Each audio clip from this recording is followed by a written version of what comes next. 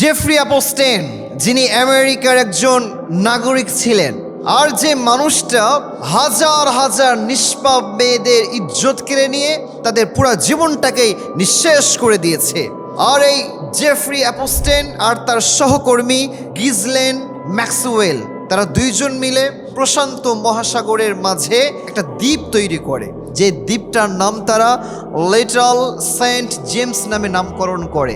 এই দ্বীপটা উপরে দেখতে যতটা বেশি সুন্দর ছিল, তার ভেতরটা তার থেকেও বেশি ভয়ঙ্কর ছিল। তারা দুইজন মিলে কি করত? তারা দুইজন মিলে পৃথিবীর বিভিন্ন অঞ্চল থেকে সুন্দরী মেয়েদেরকে কালেক্ট করত। বয়স কত হতো? তাদের বয়স হতো 12 থেকে 17 বছর। আর তারা এমন মেয়েদেরকে টার্গেট করত যে মেয়েদের চোখ ভরা স্বপ্ন ছিল, বুক ভরা আশা ছিল, যারা সবসময় চাইতো আমি একজন বড় হয়ে আমার লাইফে ডেভেলপ করব, বড় কিছু একটা হব।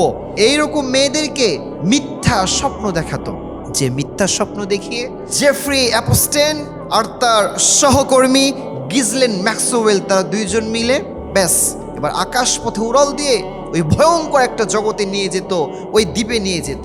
ওই দ্বীপে নিয়ে যাওয়ার পরে বিশ্বের যতগুলো প্রভাবশালী মানুষ আছে, যাদেরকে আমরা আইডল মনে করি, for example Elon Musk, Bill Gates, Jeff Bezos, Donald Trump, এদের মতো মানুষ ওই জায়গাতে যেত, যাদেরকে আমরা আমাদের লাইফে আইডল মনে করি, যাদেরকে দেখে আমাদের জীবনে পথ চলা শুরু করতে চাই। তাদের মতো মানুষগুলো ওই দ্বীপে গিয়ে ওই ছোট্ট ছোট্ট নিষ্পাপ মেয়েদের সাথে যৌন কর্মে তারা লিপ্ত হয়ে যেত। শুধু কি এই জায়গায় তারা ক্ষান্ত হতো? একটা পর্যায়ে কি হতো? ওই ছোট্ট ছোট্ট নিষ্পাপ মেয়েদের, যাদের বয়স হচ্ছে মাত্র 12 বছর, 13 বছর, 15 বছর, 17 বছর, তাদের সাথে যৌন কাজ করার পরে তাদেরকে একটা সময় গিয়ে হত্যা করে ফেলতো। আবার এইদিকে জেফ্রি অ্যাপস্টেন, সে একটা কাজ করত, সে জানতো যে আমি যে অপকর্ম করি, আমার কিন্তু এই অপকর্ম থেকে নিস্তার পাওয়ার কোনো সুযোগ নাই। এজন্য সে গোপনে প্রত্যেকটা রুমের ভিতরে সিসি ক্যামেরা লাগিয়ে রাখতো। আর এই সিসি ক্যামেরার ফুটেজে প্রত্যেকটা প্রভাবশালী ব্যক্তির, ইলন মাস্ক বলেন আর বিল গেটস বলেন, জেফ বেজোস বলেন, সবার অন্তরঙ্গ মুহূর্তগুলো সেই ক্যামেরার ভিতরে সে রেকর্ড করে রাখতো, যেন বিপদের সময় সে তাদেরকে ইউজ করতে পারে, তাদেরকে ব্ল্যাকমেল করতে পারে। ব্যাস এইরকমভাবে দিনের পর দিন চলে যায়। তার একটা সময় গিয়ে 2019 সালে পুলিশের কাছে সে ধরা খেয়ে যায়, এবং তার বিচার কাজ শুরু হওয়ার পূর্বেই তাকে ষড়যন্ত্র করে হত্যা করা হয়, যেটা অনেকেই আত্মহত্যা বলে চালিয়ে দিয়েছে। তবে সব থেকে মজার বিষয় কি জানেন? ওই জেফ্রি অ্যাপস্টেন, সে যে মারা গিয়েছে, মারা যাওয়ার পূর্বে কিন্তু সে একটা ফাইল রেখে গিয়েছে, যে ফাইলটার নাম দিয়েছে অ্যাপস্টেন ফাইলস।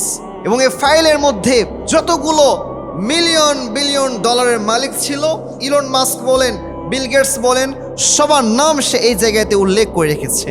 ইভেন আমাদের পার্শ্ববর্তী যে রাষ্ট্র আছে মোদি, এই মোদির নাম পর্যন্ত সেই জায়গাতে পাওয়া গিয়েছে।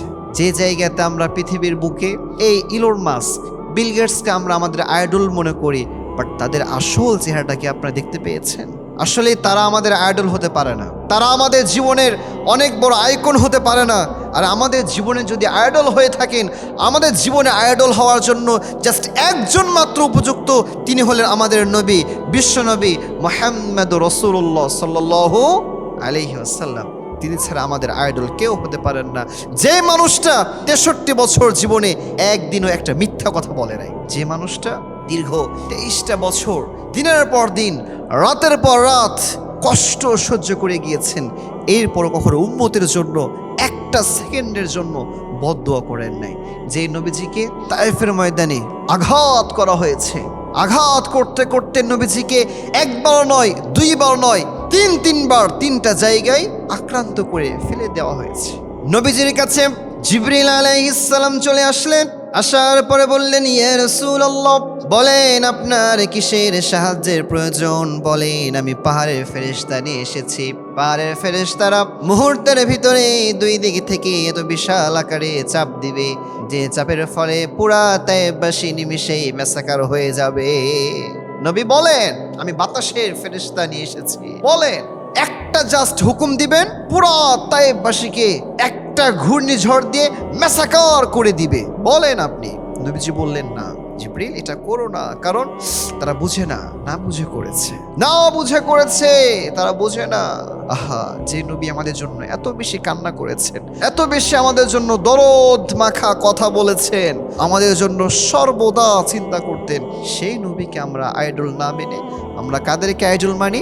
যারা পৃথিবীর সব থেকে নিকৃষ্টতম কাজ, ছোট্ট ছোট্ট নিষ্পাপ মেয়েদেরকে ধর্ষণ করে এরপরে তাদেরকে হত্যা করে ফেলে। প্রিয় ভাই আমার, যদি আপনি শান্তি পেতে চান, প্রিয় বোন আমার, যদি আপনি আপনার জীবনে সুখ পেতে চান, ইসলামের ছাড়া অন্য কোথাও আপনি সুখ খুঁজে পাবেন না। ইসলামের মধ্যেই আপনার জন্য প্রকৃত সুখ রয়েছে।